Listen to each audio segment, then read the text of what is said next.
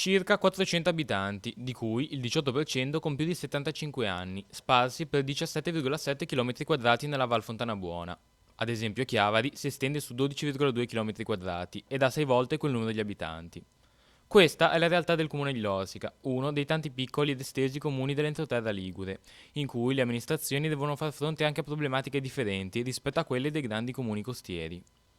Quello che vedo che da piccolo imprenditore che sono, vedo che eh, c'è, c'è un sistema completamente diverso, nel senso che se uno non lo conosce non lo riesce neanche a capire al di fuori.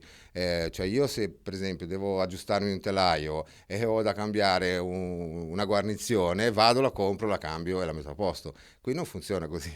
Qui per cambiare quella guarnizione bisogna fare decine e decine di fogli, domande. In questo per me è un problema, nel senso perché sono un po' più operativo in quel senso lì.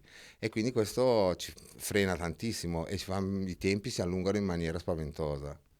Quanto è importante anche la collaborazione con i comuni più grandi. È importantissima. Noi per esempio adesso abbiamo il segretario in convenzione col comune di Chiavari, che per noi è una grossissima fortuna, primo per il livello di esperienza che ha, comunque perché è un comune importante, quindi porta un bagaglio di esperienza notevole che per noi è veramente una fortuna.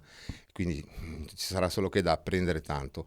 E poi comunque si può anche partecipare a dei bandi che sono predisposti per i comuni più grandi, cui noi come siamo convenzionati con un comune come Chiavari che fa da capofila, a cui possiamo partecipare e questo è un valore aggiunto.